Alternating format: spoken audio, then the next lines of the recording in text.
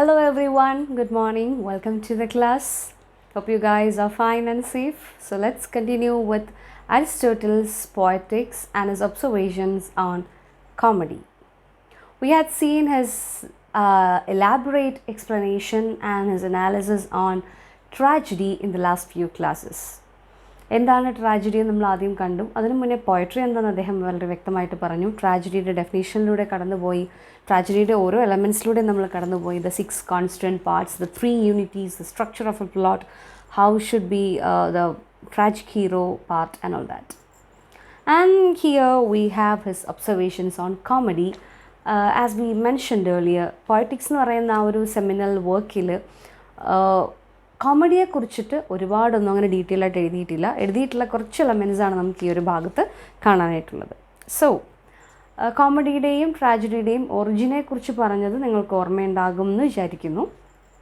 V mentioned about the origin of comedy from satire പിന്നെ originate ചെയ്തിട്ടുള്ളത് എന്തിൽ നിന്നാണെന്നും പറഞ്ഞു. From the phallus song sang during the festival of god Dionysus, Zeus ദേവൻ്റെ തന്നെ പുത്രനായിട്ടുള്ള the Greek god of wine, Greek god of literature, Greek god of art, fertility, pleasure and everything. അദ്ദേഹത്തിൻ്റെ festival ഡേയിൽ, festival നീണ്ടു നിൽക്കുന്ന festivals ടൈമിൽ പാടുന്ന pleasure giving songs or phallus സോങ്സിൽ നിന്നാണ് പിന്നീട് സറ്റയേഴ്സ് ഉണ്ടായിട്ടുള്ളത്. സറ്റയറുകളിൽ നിന്നാണ് കോമഡി എന്ന് പറയുന്ന പെർഫോമിംഗ് ആർട്ട് വന്നിട്ടുള്ളത്. And we had seen the same during the festival of Dionysius, dithyrambs, or they had sung different songs which represent hymns as well as panegyrics. ഈ പറയുന്ന ഡൈനീഷ്യസ് ദേവൻ്റെ ഫെസ്റ്റിവൽ ഡേയുമായി ബന്ധപ്പെട്ടിട്ട് തന്നെയാണ് ഹിംസും പാനജറിക്സും ആളുകൾ പാടിയിരുന്നു. And from there epic emerged and from epic tragedy emerged. Tragedy again a performing form.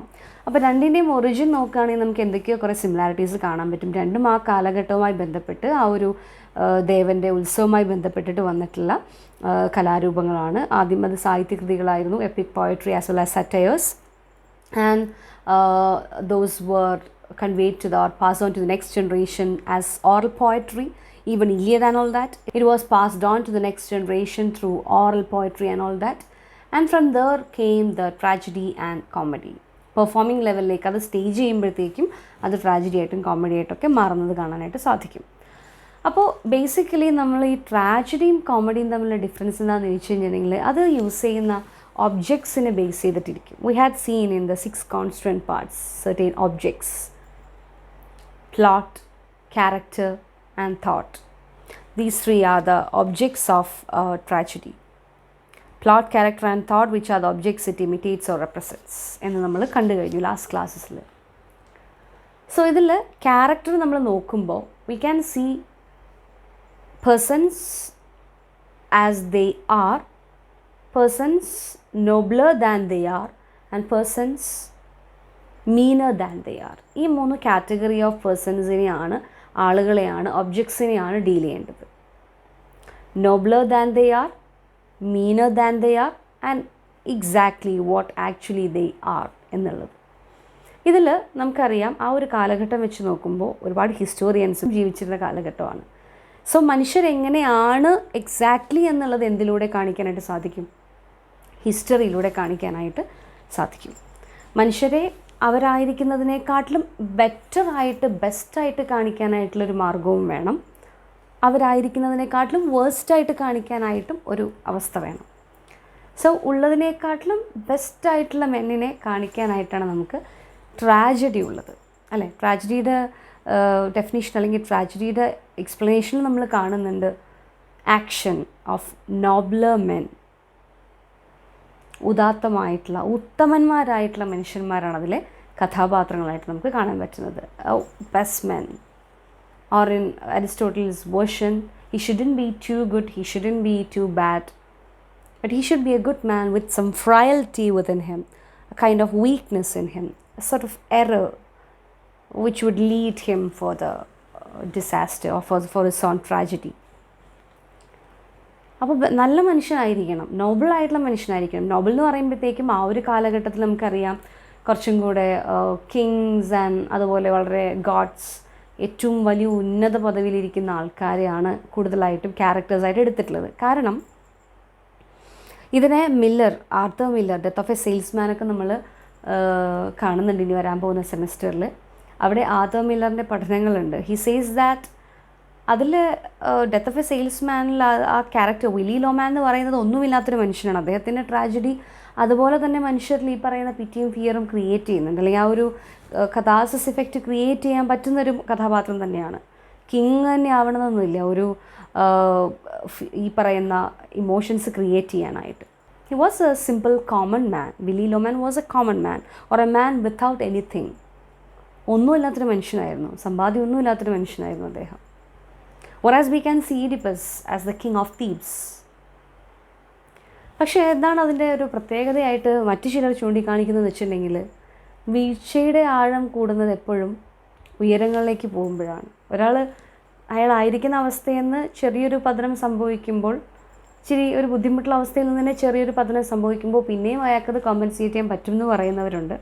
അതിനെയും എതിർക്കുന്ന വാദങ്ങളുണ്ട്. എനിവേ, കുറച്ചും കൂടെ ഉയരത്തിൽ നിന്ന് വീഴുമ്പോഴാണ് ആ ഒരു വല്ലാത്തൊരു shocking and this catharsis effect can be perfectly effectively evoked in the mind set of the viewers എന്നൊരു സ്പെക്ടേറ്റേഴ്സ് എന്നൊരു വാദവുമുണ്ട്.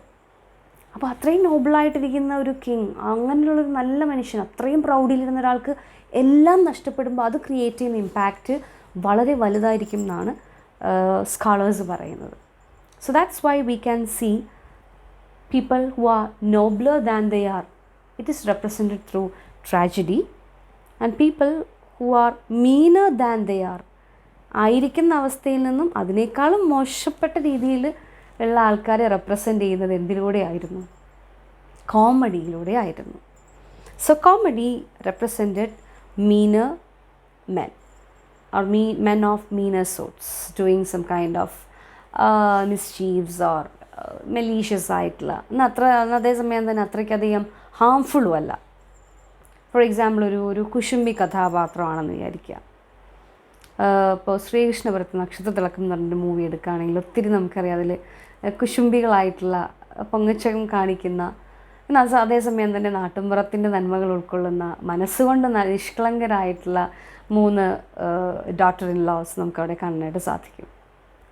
അത് കുറച്ചൊക്കെ ഈ പറയുന്ന പോലെ തന്നെയുള്ള മീനറായിട്ടുള്ള തോട്ട്സ് കാണിക്കുന്നുണ്ടെങ്കിൽ പോലും ഹാംഫുൾ അല്ല. കണ്ടുകൊണ്ടിരിക്കുന്ന ആളുകളെ ചിന്തിപ്പിക്കുന്ന, അങ്ങനെ ആകരുത് എന്ന് പഠിപ്പിക്കുന്ന തരത്തിലേക്കാണ് ആ കഥാപാത്രങ്ങൾ കൊണ്ടു ചെന്നെത്തിക്കുന്നത്. And their actions are not harmful. Anyway, നമുക്കതിലേക്ക് വരാം. അപ്പോൾ നമ്മൾ ട്രാജഡിയും കോമഡിയുടെയും ഒറിജിൻ നമ്മൾ പരിശോധിക്കുമ്പോൾ, tragedy came from epic and comedy came from satire. And tragedy imitated men of nobler sorts and comedy imitated men of meaner sorts. So that's the first point to be remembered. It has already been stated that in poetics, as it has come down to us, not much has been said on comedy. It has been seen to that the roots of comedy lie deep in satirical verse as those of tragedy in epic poetry, as we already mentioned, and we can see that its origin to the earlier phallic songs, that is satire roots. നമ്മൾ പിന്നെ നോക്കി പോവുകയാണെങ്കിൽ അത് കാണാൻ സാധിക്കുന്നത് Dionysius ദേവൻ്റെ ആ ഒരു owner ചെയ്യാൻ വേണ്ടിയിട്ട് വർഷിപ്പിൻ്റെ ഭാഗമായിട്ട് they had Dionysius. He is a man of pleasure, man of wealth, man of wine, man of arts and all that. So അദ്ദേഹത്തെ പ്രീതിപ്പെടുത്താനായിട്ട് പാടിയിരുന്ന ഫാലസ് സോങ്സിൽ നിന്നാണ് സറ്റേഴ്സ് വന്നിട്ടുള്ളതെന്ന് കാണാനായിട്ട് സാധിക്കും. So that is its parent form. And we can see tragedy following its parent form, epic poetry and hymns represents men as nobler than they are. So comedy also following its parent form, satirical verse, and the phallic songs represents men as worse than they are.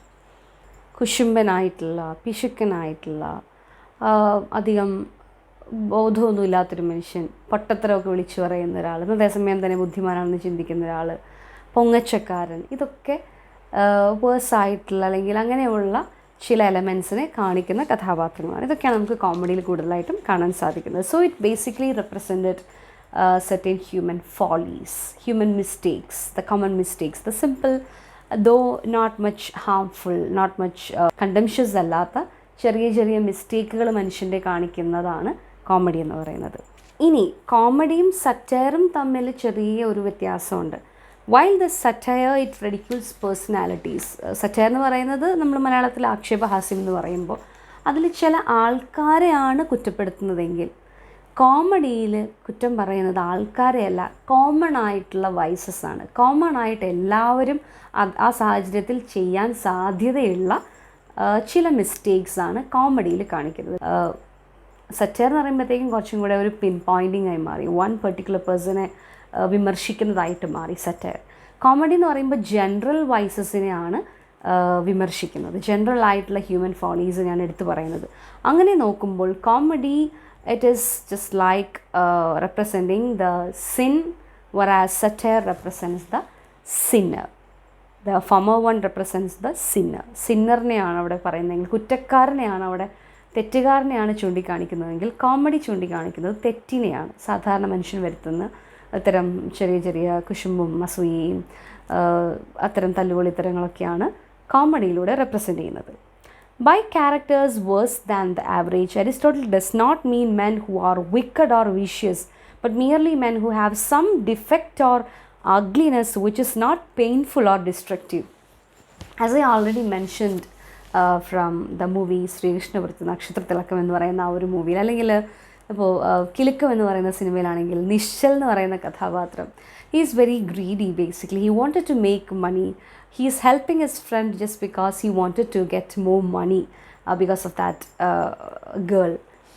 So അതിന് വേണ്ടിയിട്ട് അദ്ദേഹം ഒത്തിരി പരിശ്രമിക്കുന്നുണ്ട്. അതേസമയം തല്ല് മുഴുവൻ കൊള്ളുന്നത് അദ്ദേഹത്തിൻ്റെ വളരെ മനോഹരമായിട്ടുള്ളൊരു ഡയലോഗുണ്ട്. ജഗദീഷ് ശ്രീകുമാർ അനശ്വരമായിട്ടുള്ളൊരു കഥാപാത്രമാണത്.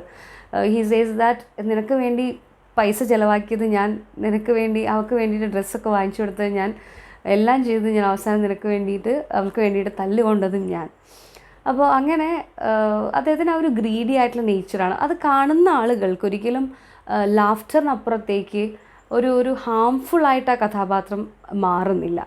അതേസമയം നമ്മൾ മെക്ബത്തിലേക്ക് വരുമ്പോഴത്തേക്കും മെക്ബത്തിൻ്റെ ഗ്രീഡ് എന്ന് പറയുന്നത് ചെന്നെത്തിക്കുന്ന തലം വേറെയാണ്. That is the play had entirely taken into a next phase. It was a tragedy, whereas we can see the same greedy nature of this character Nishal. It had evoked laughter in the audience. അപ്പോൾ ഇത്തരത്തിലുള്ള, അല്ലെങ്കിൽ പട്ടാഭിഷേകത്തിലും അതേ same കഥാപാത്രം ചെയ്തിട്ടുള്ള ജഗതി സ്വയം സ്ഥാനാരോഹണം ചെയ്യണം, അല്ലെങ്കിൽ പട്ടാഭിഷേകം എന്നുള്ള വെരി വേർഡ് കേൾക്കുമ്പോൾ തന്നെ രോമാഞ്ചം വരുന്ന ഒരാളാണതിൽ ആ കഥാപാത്രം എന്ന് പറയുന്നത്. അപ്പോൾ ഇതേ സ്ഥാനമാനങ്ങൾ തന്നെയാണ് മെക്ബത്ത് ആഗ്രഹിച്ചതെങ്കിൽ പോലും അവിടെ അത് കുറച്ചും കൂടെ ഹാംഫുള്ളാണ്. That because of the plot, because of the characterization and all that. He's a noble man and his greed led him into an utter disappointing tragedy, whereas we can see this man who has got certain ugliness in his character, or he is of below average, which doesn't create a sort of harmful effect in the spectator. കണ്ടുകൊണ്ടിരിക്കുന്ന ആൾക്കാരിൽ അതൊരിക്കലും harmful ആയിട്ടുള്ള ഒരു effect create ചെയ്യില്ല എന്നാണ് അരിസ്റ്റോട്ടലിൻ്റെ argument. What they do is defective or ugly too, provoking laughter but leads to no harm or pain either to themselves or to others. അപ്പോൾ Tom and ജെറിയിലെ പോലെയാണല്ലോ അതിൽ നിശ്ചൽ എന്നുള്ള കഥാപാത്രം എന്ന് പറയുന്നത്, എത്ര അടി കിട്ടിയാലും പിന്നെയും വരും എന്ന് പറയുന്നത് പോലെ തന്നെ ടോം ആൻഡ് ജെറി കണ്ടുകൊണ്ടിരിക്കുമ്പോൾ ഒത്തിരി തവണ ടോമിന് പ്രശ്നങ്ങളൊക്കെ ഏൽക്കുന്നുണ്ട്. നെക്സ്റ്റ് സീനിൽ ടോം അടുത്ത പ്ലാനുമായിട്ട് വരും ജെറിയെ ട്രാപ്പ് ചെയ്യാനായിട്ട്. It evoked laughter as well as there is not much harm happening to him as well as to the spectators. We are enjoying it and we think about the pathetic plight of Tom, how we feel pity on him. അല്ലേ, എത്രയൊക്കെ try ചെയ്താലും പിന്നെയും ചെറിയ പിടിക്കണം എന്നുള്ളൊരു ലക്ഷ്യമായിട്ടാണ് ആൾ വരുന്നത്. Comedies or Charlie Chaplin's comedy.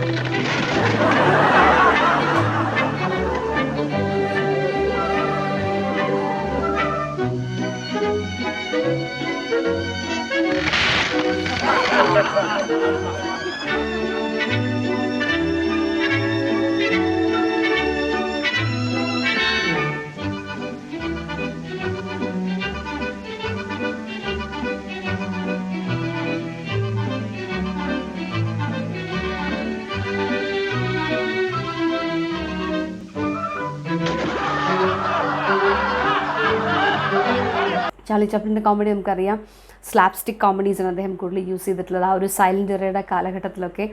And ഈ പറഞ്ഞ പോലെ തന്നെ എന്തൊക്കെ സംഭവിച്ചാലും ഇപ്പോൾ വീട് ഇടിഞ്ഞുകൊണ്ടിന് വീണാൽ അവിടെ നിന്ന് എഴുന്നേറ്റ് നടന്ന് ആ സ്റ്റിക്കും പിടിച്ചിട്ട് ആ tramp walk, he will have that tramp walk which will evoke again laughter in the audience, but leads to no harm nor pain either to themselves or to others, nor they are despicable, nor they will evoke hatred or contempt. വെറുപ്പുണ്ടാക്കില്ല. For no one whom we hate can put us into good humor. They are merely ludicrous. Ludicrous means foolish. Just they are foolish. കുറച്ച് മണ്ടത്തരങ്ങൾ കയ്യിലുള്ളത് കൊണ്ടാണ്. And no more the ludicrous being merely a subdivision of the ugly. മണ്ടത്തരം എന്ന് പറയുന്നത് വേഴ്സിൻ്റെ വേറൊരു ഫോമായിട്ടാണ് consider ചെയ്യുന്നത്. Meaner സോർട്ടിൻ്റെ വേറൊരു ഫോമായിട്ടാണ് മണ്ടത്തരത്തെയും consider ചെയ്യുന്നത്. അതൊരു ഹാംഫുൾ ഇഫക്റ്റ് ആയിട്ടൊരിക്കലും പറയാൻ പറ്റത്തില്ല.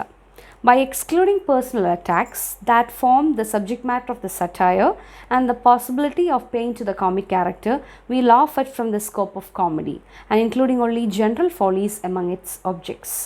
Aristotle, disagreeing again with Plato, rules out malicious pleasure as the basis of comedy. Too much laughter is dangerous എന്ന് പ്ലേറ്റോ ഇതിനു മുന്നേ നമ്മൾ കണ്ടു കഴിഞ്ഞു. പ്ലേറ്റോ പറയുന്നതായിട്ട് നമ്മൾ മുന്നേ കണ്ടു കഴിഞ്ഞു. കോമഡിയുടെ ആ ഒരു പോയിൻറ്റ്സിനെ കുറിച്ച് പറയുന്നുണ്ട്. കോമഡി ചെയ്യുന്ന ആ ഒരു person he should be a lovable man എന്നൊക്കെ പറയുന്നുണ്ട്. And too much of laughter will create kind of indiscipline society എന്നൊക്കെ അദ്ദേഹം അവിടെ പറഞ്ഞു പോകുന്നുണ്ട്. അപ്പോൾ ഇവിടെ Aristotle again he disagrees with his tutor Plato by saying that it is not at all harmful for the viewers, harmful for the spectators. It creates a sort of laughter. ചിരിപ്പിക്കാൻ മാത്രമേ അത് ചെയ്യുന്നുള്ളൂ, ഒപ്പം ചിന്തിപ്പിക്കാനും. ഇങ്ങനെയൊക്കെ ചെയ്താൽ എന്തൊക്കെ മണ്ടത്തരങ്ങൾ, ഇന്ന മണ്ടത്തരങ്ങൾ മനസ്സിലുണ്ടെങ്കിൽ അതൊക്കെ ഇന്ന തലത്തിലേക്ക് കൊണ്ടെത്തിക്കും എന്നുള്ളത്. ഇപ്പോൾ just consider the three daughter-in-laws in that particular film. They are just trying to be boastful. അവർ ആ ഉള്ള ഒരു സാഹചര്യം, അവരുടെ ആ ഒരു ലൈഫ് സ്റ്റൈൽ, ആ ഒരു ലേഡി സൂപ്പർ സ്റ്റാറിൻ്റെ ഒപ്പം എത്താനായിട്ട് അവരെക്കാട്ടിലും ഒട്ടും മോശമല്ല തങ്ങളെന്ന് കാണിക്കാനായിട്ട് വേണ്ടിയിട്ട് കാട്ടിക്കൂട്ടുന്ന കുറേ മണ്ടത്തരങ്ങൾ അവരെ കൊണ്ട് എത്തിക്കുന്നത് വളരെ വലിയൊരു കുരുക്കിലാണ്. പക്ഷേ ആ കുരുക്കിൽ നിന്നൊക്കെ അവരഴിഞ്ഞ് അവസാനം ഫ്രീ ആയിട്ട് വരുന്നൊക്കെ ഉണ്ട്. അപ്പോൾ അതൊരിക്കലും ഹാംഫുള്ളായിട്ട് മാറുന്നില്ല, ബട്ട് അതേസമയം തിങ്ക് ചെയ്യിപ്പിക്കുന്നുണ്ട്. അതിൽ ഡിഫറെൻ്റ് ആയിട്ടുള്ള പ്രോവേർബ്സ് അതിലെ ആ ഒരു മുൻഷി പരമേശ്വരൻ പിള്ള എന്ന് പറഞ്ഞ കഥാപാത്രം പറയുന്നുണ്ട്. കൊക്കിലൊതുങ്ങുന്നതേ കൊത്താവൂ. നമ്മൾ ചെയ്യാൻ പറ്റുന്ന കാര്യങ്ങൾ മാത്രമേ നമ്മൾ ആഗ്രഹിക്കാൻ പാടുള്ളൂ, അതിനനുസരിച്ച് മാത്രമേ ജീവിക്കാൻ പാടുള്ളൂ എന്നൊക്കെ പറഞ്ഞ് തല മറന്നെണ്ണ തേക്കരുതെന്നൊക്കെ പറഞ്ഞ് ഒത്തിരി പ്രോവേർബ്സ് അദ്ദേഹം യൂസ് ചെയ്യുന്നുണ്ട്. സോ അത്തരത്തിലുള്ള മോറൽ ലെസൺസ് കൊടുക്കാൻ വേണ്ടി മാത്രമാണ് ഇത്തരം കോമഡീസ് ഉള്ളത്, അല്ലാതെ അതൊരിക്കലും ഹാംഫുൾ അല്ല എന്നും പറഞ്ഞു വരുന്നുണ്ട് ഈ ഒരു ഭാഗത്ത്. ആൻഡ് ഹി സേസ് ദാറ്റ് സറ്റയറിൽ നമ്മൾ സബ്ജക്റ്റ് മാറ്ററിനെ പെർട്ടിക്കുലർലി ക്രിട്ടിസൈസ് ചെയ്യുന്നുണ്ട്, കോമഡിയിൽ ജനറൽ ഫോളീസ് ആണ് ക്രിട്ടിസൈസ് ചെയ്യുന്നത്. For when pleasure arises not from a personal but a general foible means a minor weakness, and causes no pain whatsoever either to the victim or to the spectator, there can be no malice in it. അപ്പോൾ കണ്ടുകൊണ്ടിരിക്കുന്ന ആളുകൾക്കൊരു lesson, ഒരു moral lesson അവിടെ കൊടുക്കുന്നുണ്ടെങ്കിൽ ഇങ്ങനെ പിശുക്കനായ ഫാമിലിയിൽ എന്തൊക്കെ സംഭവിക്കും, ഇങ്ങനെ ദൂർത്തടിച്ചാൽ എന്തൊക്കെ സംഭവിക്കും, ഇങ്ങനെ കൊച്ചു കൊച്ചു കുശുമ്പുകളൊക്കെ ഉണ്ടെങ്കിൽ അത് എന്തിൽ ചെന്ന് അവസാനിക്കും, ഇങ്ങനെ ഗ്രീഡി ആയിട്ടുണ്ടെങ്കിൽ അത് വരുത്തി വയ്ക്കുന്ന വിനകൾ എന്തൊക്കെ എന്നിങ്ങനെയുള്ള ജനറൽ ആയിട്ടുള്ള വൈസസ് മീൻസ് ഈവിൾ ആയിട്ടുള്ള അല്ലെങ്കിൽ കുറവുകൾ, മനുഷ്യൻ്റെ ഫോയബിൾസ്, അവൻ്റെ ഫോളീസ്, മിസ്റ്റേക്സ്, അതിനെ എടുത്ത് കാണിക്കുമ്പോഴത്തേക്ക് അത് ശരിക്കും പറയുകയാണെങ്കിൽ ആൾക്കാർക്ക് ഹെൽപ്ഫുൾ ആവുകയാണ് മാറുന്നത്, ഹാംഫുൾ ആവുകയല്ല എന്ന് അരിസ്റ്റോട്ടിൽ ഇവിടെ എംഫസൈസ് ചെയ്യുന്നുണ്ട്.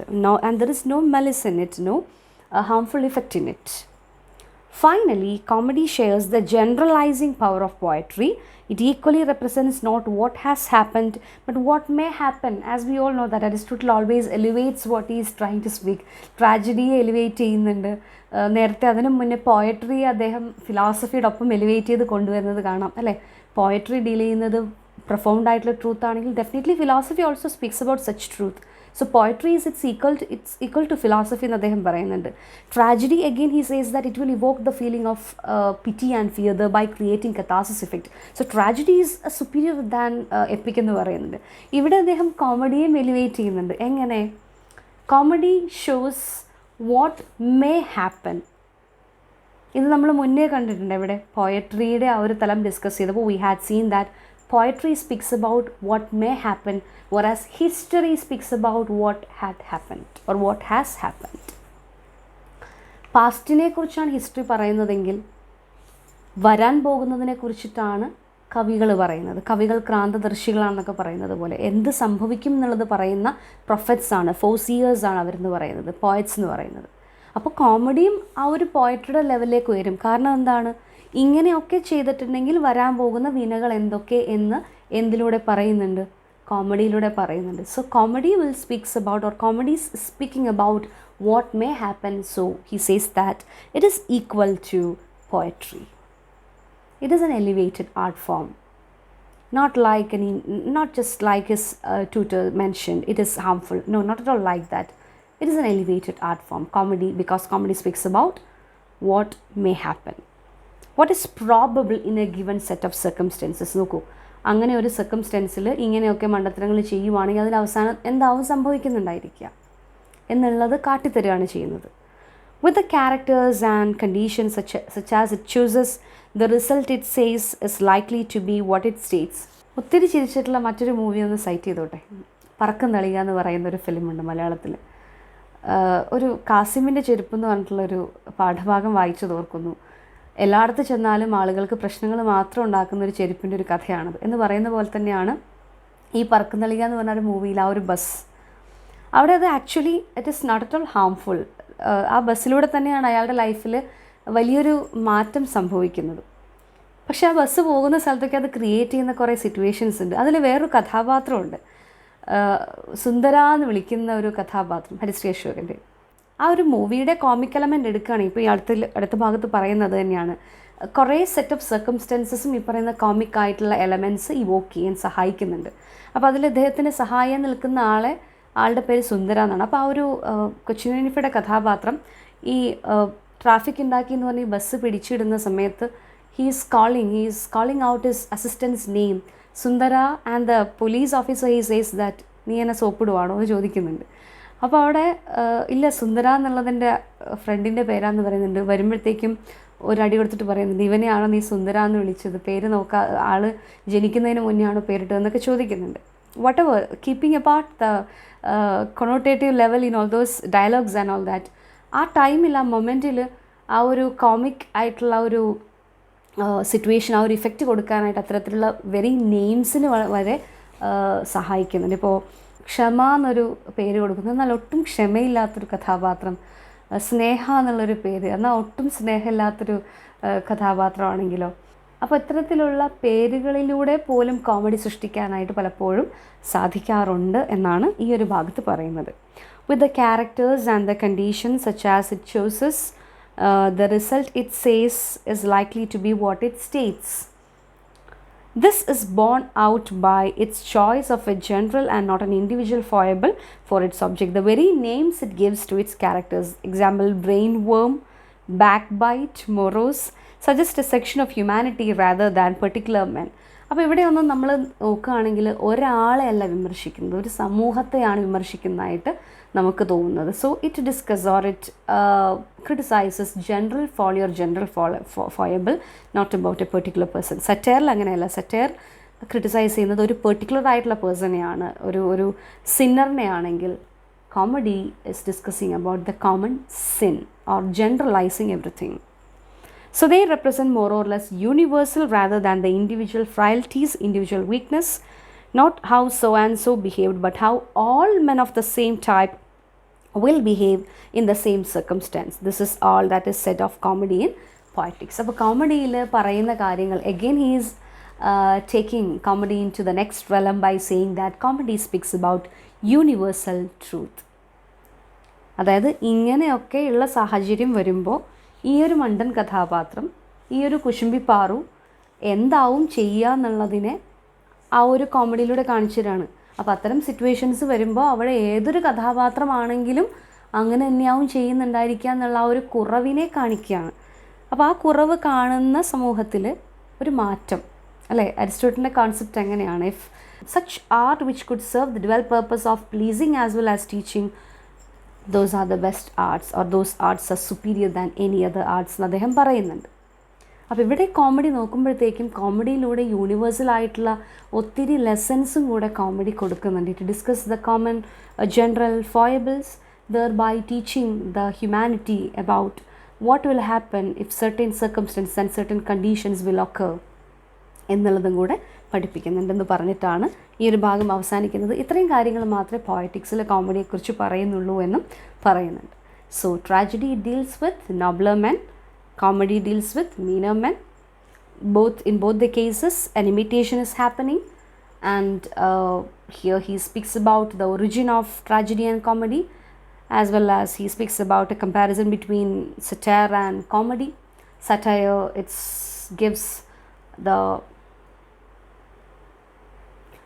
satire focuses on the sinner, on the person, particular aspect.